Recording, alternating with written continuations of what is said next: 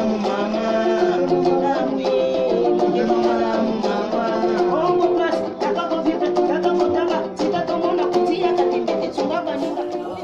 la famille de FF Samba, shalom à vous tous, Nzamba Pambola Bino, Nyon surtout eux Boulanda Kayanga, ya bino FF Samba la servante, Nzamba Mona Bino côté Nyon, ce joie mi Bino, en tout cas Nalinga Bino Mingi, je vous aime bien, je vous love, Nzambe a continué ko Pambola Bino, a continué ko battre la Bino, na bandako na bino sika nyonso bozali ba vrai ya FF Samba la servante Nzambe accordé lisusu grâce oyo na ya lisusu liboso na bino to sola ngai na bino longo Nzamba continue ko pambola bino ba nyonso tu bolandaka nga ya ona lobaka to soutenir œuvre oyo et pa Nzamba za ezalaka te Nzamba sali na nzela ya chaîne oyo to kutanaka nga na bino pona ko soutenir pe bana orphelinat na biso pe zawana ba orphelin bazawana bazana besoin soutien ngana yo po esala kitoko bana bazali fimère azali ba mama veuve bazali ezozela kaka yo na biso to continuer ko soutenir œuvre oyo po ekende liboso Nzambe a continuer ko pambola bato nyonso tu oyo azotia un franc na ye oyo contribuera toujours pour na ko soutenir ba orphelin parce que ye moko alobi aza père des orphelins donc azape Marie à ba veuve o nyonso zokanisa pona ko soutenir œuvre oyo Nzambe akozanga te ko pambola kayo merci na bobeti bobozo bobiston en tout cas Nzamba pambolo ma chérie koto zwamio Nzambe abakiselo ya mingi na soutien na yo ozo soutenir œuvre en tout cas Nzamba pambola batu nyonso ba vrai nyonso FF Samba côté nyonso zwami bino Nzamba pambola bino na ye lisusu liboso na bino bandeko to banga Nzambe to continuer toujours ko prier en tout cas na loba kaka vraiment bandeko sans Nzambe en tout cas iloko musu ezate donc to continuer toujours na bonzambe to kama vraiment na Nzambe aza vraiment malamu na ba vie na biso soki vraiment ndeko ozo luka Nzambe vraiment na bosolo na motema no mobima Nzambe akomi monisa ba balobaka nazo prier nazo mona iloko te c'est que ndeko ozo prier bien te je peux luka su nini position mususu luka formule mususu ndeni nokoki ko tambola na Nzambe Bible to garder silence devant l'Éternel ye akobunda pona biso donc garder silence devant l'Éternel Nzamba bunda pona yo tant yo garder silence pa Nzambe Nzamba kosalela yo akobundela yo akopesa o eza posa ya motema na yo atika bana na ete kande na lobaka atika ka bana na ete bandeko to kanga na Nzambe to banga Nzambe to tambola na kobanga Nzambe ekozala kitoko mingi tozala vraiment ferme bandeko même ferme contre le risque de diable donc tozala ferme contre les risques de diable donc tu bakozala ferme tant que nous toza ferme Nzamba akotika ote Nzamba bando protéger ka air nyonso il y a beaucoup de gens bazana ba distraction oh nga nazo luka Nzambe oh nga nazo sambela oh nga nazo sabo ezo simba te oh luka Nzambe bien te Nzambe ba luka kaina ba sacrifice nini yo sala kapo Nzamba mimonisa na bomo ina yo sacrifice nini yo sala kapo Nzambe a agir na problème songolo pakala o yo zanango donc il faut que luka Nzambe malam to garder silence ata ba ofinga yo ata bazo chola yo ata bazo bundisa na ba façon nyonso ndeko toujours na makolo Nzambe garder silence Nzamba bia ko bunda pona yo akoselo bolamu moko boye donc il faut ko yeba te ko lingaka te ko zongisaka to ko mapena na point moko penza ke okute na preuve moko boye okute na problème moko boye vraiment ndeko nanga supo ko supporter ngote Nzamba sali ngolo supporter ngo vraiment o meli ngo penza obi o kaka ngai oui wa penza zo lo execution yo ke en tout cas ozoko mokomi so na sika ya nde Nzamba linga biso bana Nzambe tozala ezate ke oya pesi yo zongisi Nzamba lingi biso bongo te ya obi bebi to garder silence pe batu mingi bali ko finga batu mafinga ezaka bien te ko finga batu tout d'abord za kitoko te Nzamba lingi biso bana na yena ko finga te pourquoi qu'on finga pourquoi qu'on lancer des injures kofinga moninga, kokritike moninga, eza kitoko te. Nde tovivre na mokili boye ndeko. Mutu asala moninga aza te. Mutu asala pe mutu na mokili aza te. Mutu asala biso nyonso eza Nzambe. Nzambe nde mutu asala nga na yo. Tosalama na Nzambe. Siko Nzambe moko afinga biso te. Mais pourquoi biso tofingaka? Eza na bato mosusu bazaka sans pudeur. Soki asimbi kofinga moninga, finga mutu ko regrete. To changer, kofinga eza malamu te. Via kofinga, via ko critiquer. Pourquoi kofinga? Pourquoi ko critiquer? Via mutu simba mi na Nzambe. Nzambe nde mutu azobatela biso. To simba mi epai ya Nzambe. Oya biso na mokili oyo kaka Nzambe nde mutu ayebi. Nde tolala tolamuka ndeko nange. Eza grâce, eza faveur. Nzambe mutu apesi nga na faveur wana grâce wana po tolamuka lisusu tomonaka jour au jour. Mais tango yo sikoyo ozokofinga, ovandika mpona kofinga batu, mpona kokritike batu, donc mpona kobebisa bareputation ya batu. Batu wana Bible bi aza na récompense na bango, akozwa ye mbano na ye. Ndeko ata moni mafingi yo, ata basaleli soki ndenge nini, kangamaka na Nzambe. Restez silence, gardez silence epa Nzambe. Nzambe ndabundela yo na banguna. Tozalaka na Nzambe bandeko. Tozala na humilité. Bible bi humilité précède la gloire. Humilité sungaka bana Nzambe. Tozalaka na humilité. Yango eza moko, eza arme munene na vie ya biso ba chrétien. Soki humilité eza te eza malamu te. Tobanga Nzambe bandeko nanga, tosala Nzambe, toza toujours na petit otanga pe Bible. Bible oyo eza vie. Même na nini Bible lobi ke oyo a trouvé maloba Nzambe eza vie. So retrouver Bible oyo yozo méditer kango jour et nuit. Na Psaume 1. Na Psaume 1 chapitre 1 verset 1. So retanya yango Bible lobi eza vie na oyo a trouvé yango ko sala bolam. Oyo azotanga yango nuit et jour. Ozotanga yango tongo pokwa. Aza lokola nzeto ebotami pembe na mai. Matiti ne ekawukaka te, okawukaka ta mukete. Muto azotanga Bible tongo pokwa. Eloba mina ezikomami na maloba Nzambe. Yango moni Nzambe alobaki na Josue, alobaki maloba na ngai elongwa na monoko na yo te. Médita kango jour et nuit. Ayebaki pourquoi alobaki na Josue, atatinaki Josue mission, apesaki ye na maloba. Yango ezalaki assurance. Kwa ni alobaki elongo na monoko na ete bandeko. Tobanga Nzambe. To servir Nzambe vraiment na mitema mobimba na bolingo. To lakisa ke toza bala Nzambe. To lakisa ka bala Nzambe te na église. To lakisa ka bala Nzambe te devant pasteur. Po bandeko mususu bandeko en tout cas to solo la lelo. Bandeko mi babanga pasteur. Yo zo banga pasteur. Omoni pasteur osali sambla obangi. Omoni pasteur obangi pasteur. Siko tango yo zo banga pasteur. C'est que ozozo Nzambe na tina te. Yo bangi pasteur po aza muta mokili. Sozo bata ma yo zo banga. Mais siko yo bata mi pasteur. Ose lo omoka mabe o bata mi pasteur. Et bon siko Nzambo akela biso. Oya akela yo. Oya sala ke yo vivre na mokili. Ozala na vie. O vivre ti lelo. Tango yo zo banga siko yo bangi no pasteur. Mais o bandi Nzambe te. Yo ko bata mo se loko moko boye moni pasteur osali semblant o po amono mo santu. Siko Nzambe o ya mona kabiso même dans les secrets. Nzambo amona katina sa mai. Nzambo amona kati au-delà. Siko tangu yo zo bata ma pasteur mais c'est que obani Nzambe te. C'est mieux que to banga nonde Nzambe. Pasteur po pasteur aza mutu lokola nga na yo. Il faut te respecter bango parce que baza basala na Nzambe, baza ba loin de Dieu. Il faut babito respecter bango. Okuto banga de Nzambe. Mais biso mingi ba chrétien mi tokoma kobanga pasteur omoni pasteur okoma osala semblant ozobanga papa mais papa na biso oyo asala biso azali. Il faut biso tobanga nde Nzambe oyo akelanga na apesa biso souffle de vie. Ozosalika mobo ozosala ba semblant na makambo susu po nini ozobanga pasteur. Mais so Nzambo amonaka tango yo ozosala bongo na mokili nde tovandi awa mais Nzambo azomona yo bandeko. En tout cas tobanga Nzambe. Tika ba loba pona yo. Tika ba seka yo, ba chola yo. Mais soyez ferme. Soyez toujours, gardez silence devant l'Éternel. Yako bunda pona yo bandeko.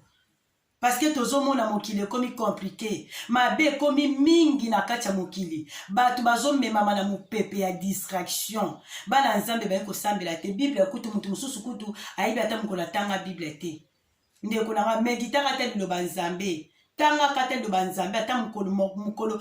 na mokolo ekozala malamu ata verse moko ntango ozotanga ezosunga eza lumière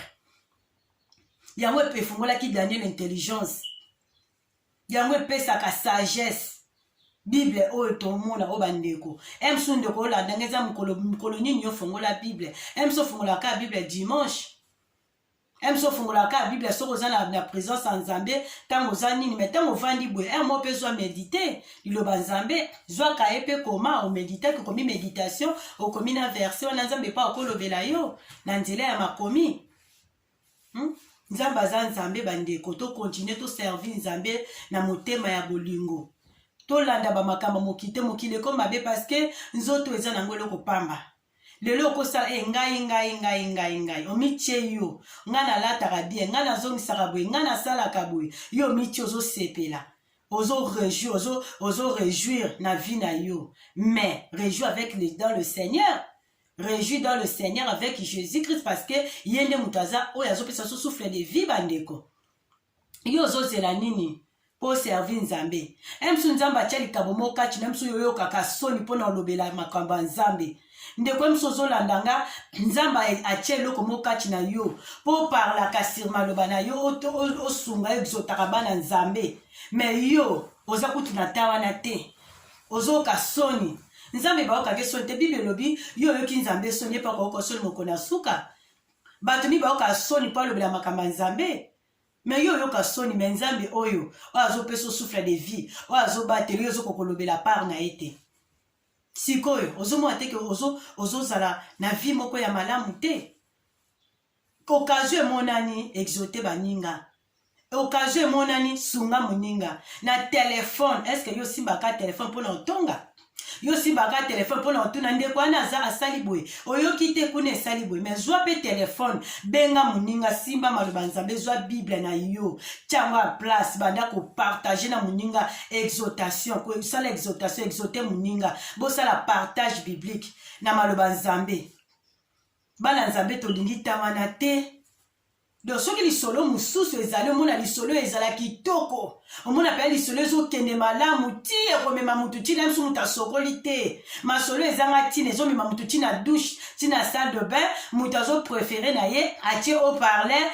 azosokola na masolo wana ya mabe wana oyo nzambe alingaka te. Mais ce que eza masolo oyo eza ya bible ya koexote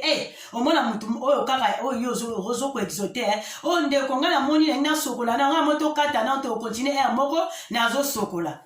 bo kata pa sokola suki pe ka wana ekeye po aza na ta nango te mais mususu abi ezela akosokola mbango pe bike masolo wana oyo ezopesa ngo nzambe lokumu te. Totika ba masolo mususu ndeko simba pe bible exote muninga sikoyo kozela awa okozela mukoni mukolo kobela mukolo koma na problème moko ozosenga intervention nzambe ti apres oluki nzambe oza na te oluka nzambe te bandeko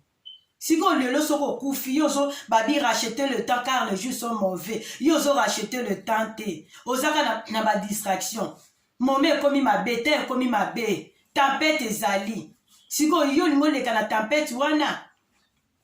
il faut kokeba bandeko tolanda nzambe toyamba nzambe na bavi na biso koyoka soni te soki Saint-Esprit atio ya cœur opartage na ndeko moko songolo pakala ata osalaka bemission na yo na nzela ya YouTube soki Saint-Esprit asimbi yo opasala partage na bandeko ata osalaka bakambo mosusu zwa partage na baninga makambo nzambe baokela yango soni te bandeko nzambe aza bien mpo ozolala ozolamuka oyo ezoleka na buto ezoyeba te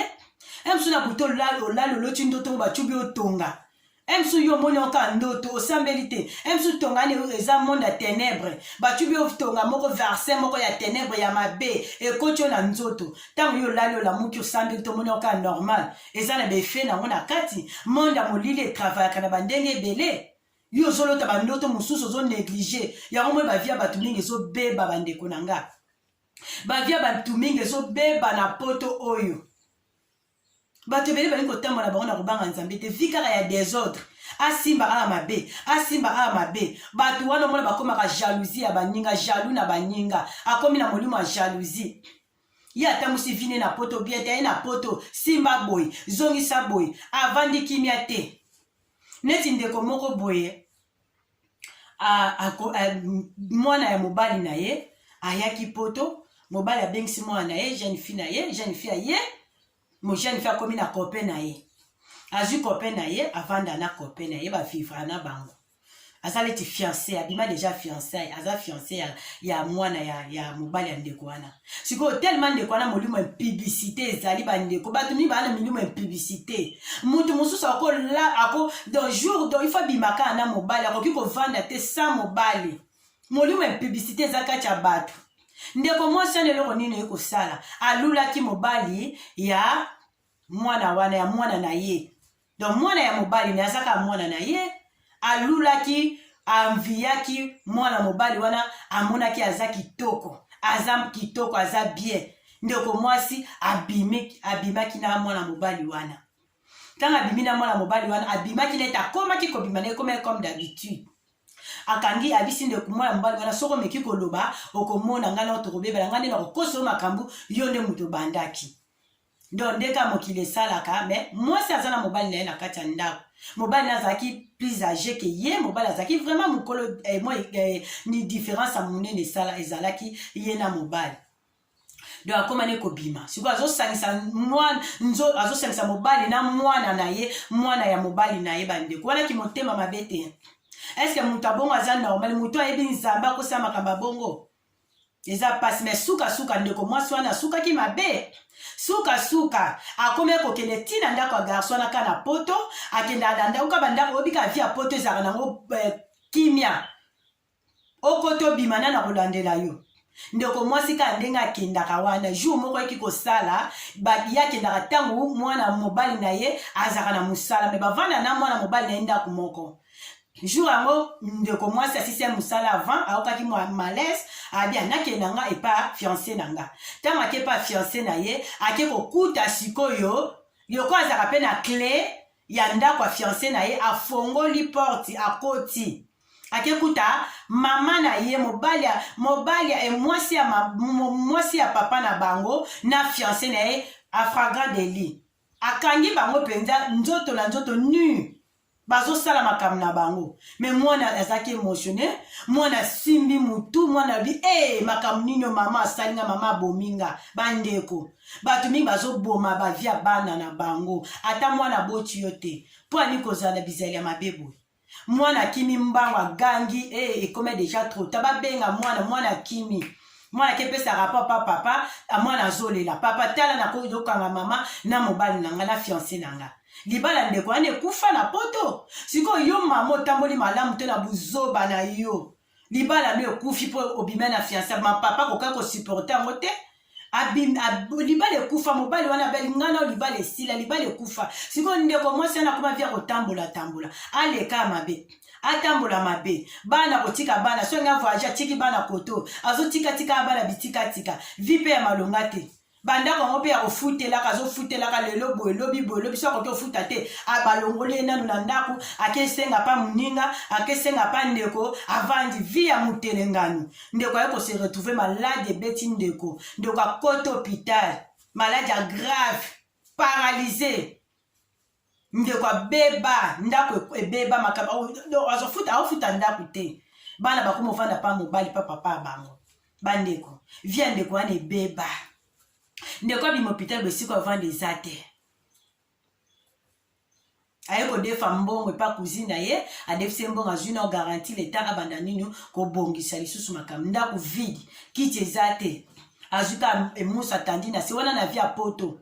ye moko nani aza porte malheur avi na ye mpo nini anviaki mobali fiancé ya mwana na ye mwana ya mobali na ye bandeko mpo na nini bavia bato ezobela siko moto abongo azala na esengo na yo moto abongo so amoni yo vino eza bi ozotambola bi oza na nzambe moto wana aza na esengo na koyina yo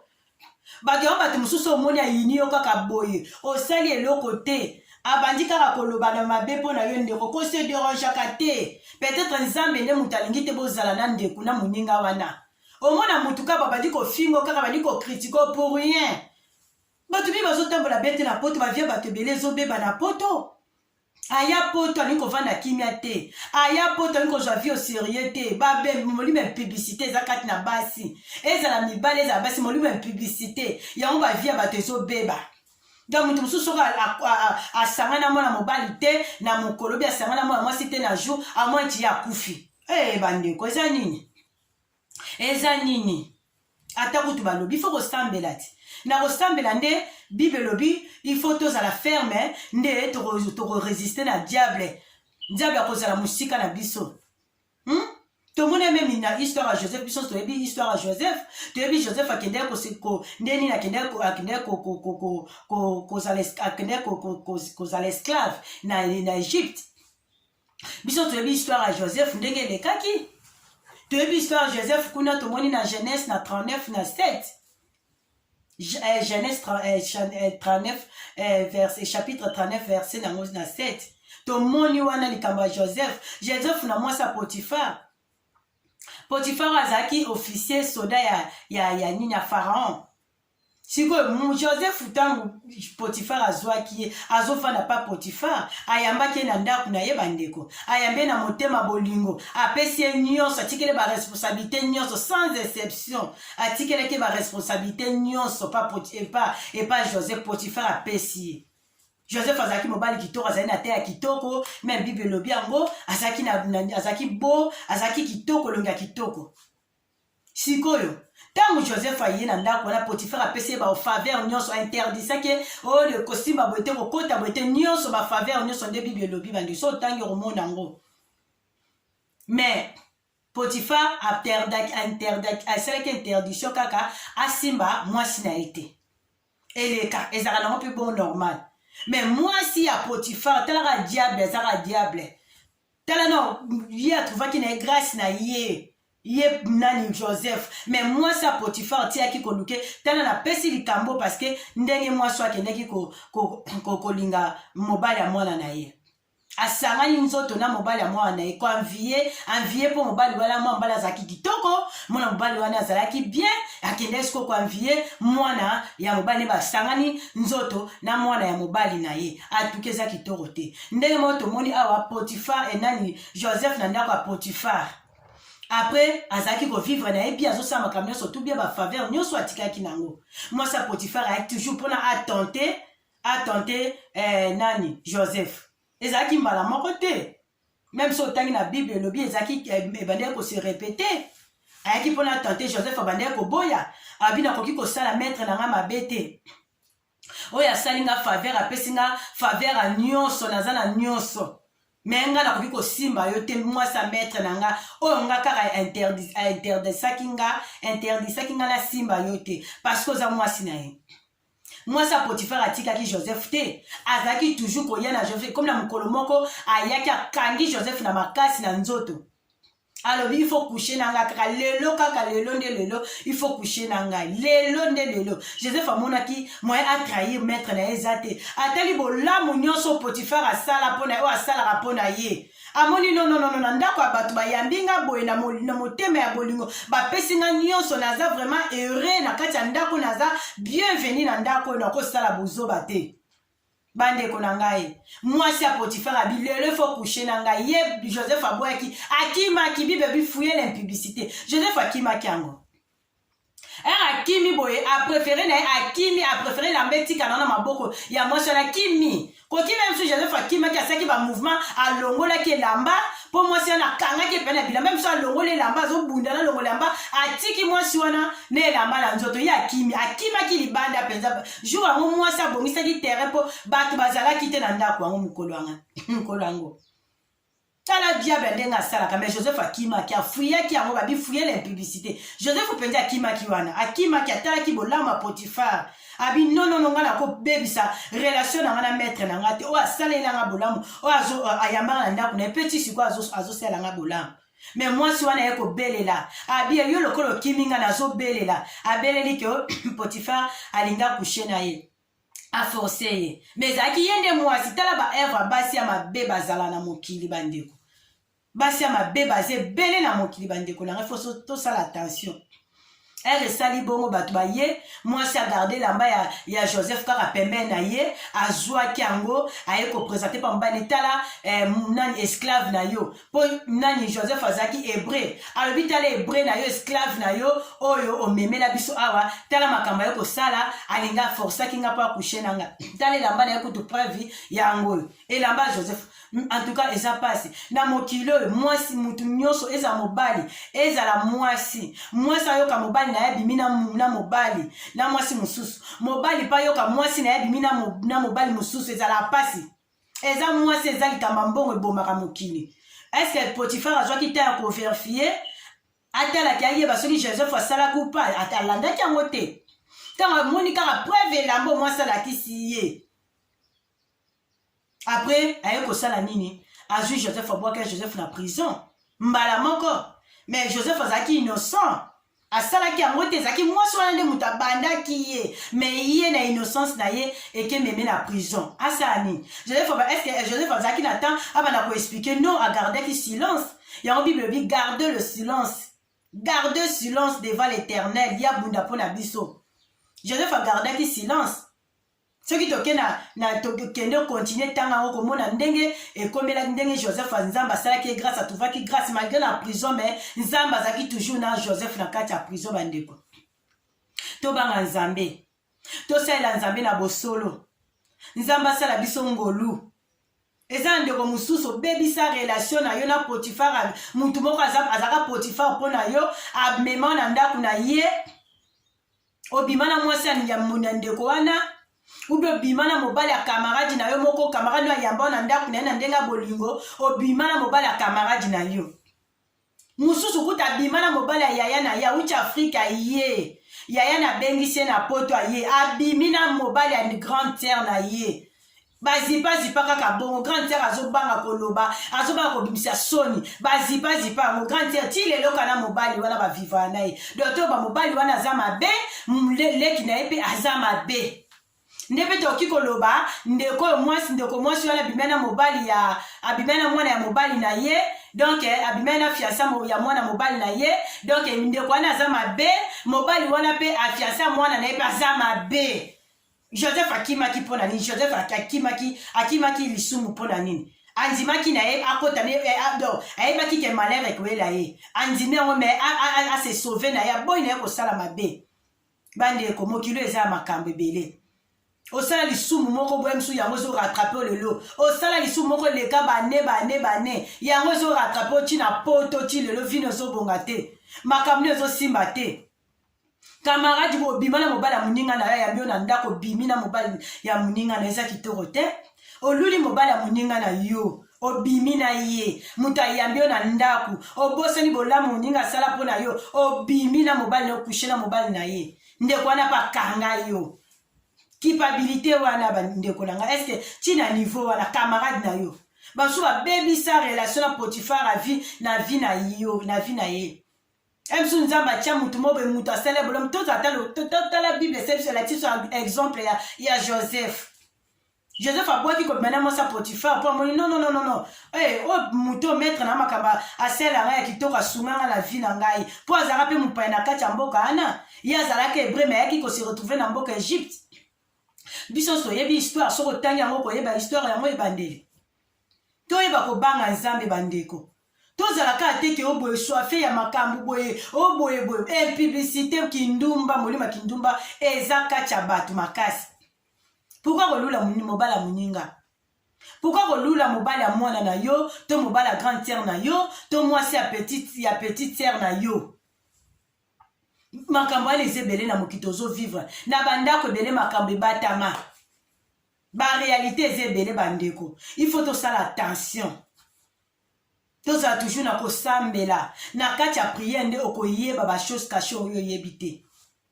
ndeko yo ozosala nzoto mosu abi nga nasala nzoto na nga ntango nazwana na bomoi nasala nzoto yo bosala nzoto na yo oyebi ke na morgue kuna esika bakebwaka yo surtout na Kinshasa tokufelaka ntango tokufeli mutu na bino kutu soki akufi na butu babi ezalaka mabe parceke na butu wana batravailleur wana bazowela bakende na bango bakendaka kobwaka mpenza bato bakebwakela bino bato babwaki mpenza bazobwaka bato mosusu position ya kofinana ya kovanda boye de position kilikili na bamorgue wana tomona na bakongo na surtout na butu po tokufelaka na mutu na biso akufaka na butu ndeko na biso ake kotala akoti kuna aganga koka te ndenge akutelaki nde babwakabwaka bato ya biso kutu bato wana afina ata mbongo babongisela bino ata mutu na bino na butu wana oyo biso tozoke bazobendabendaka bato lokola banyama bazobendabenda bato lokola banyama bandeko wana na morgue na Congo mais na moi ezalaka nango bien mpo bazosala mosala mpo na moi ezalaka mwa ndenge mwa classement parce que baza ere ya mosala na butu ekomaka mpenza kitakita sikoyo yo ndeko nango ntango yo ozosala babiloko ya bongo yo ozomona yo soki na poto kutu ezala bien bakozwa mpenza baoklasse o bien bayebi nde barangeaka bato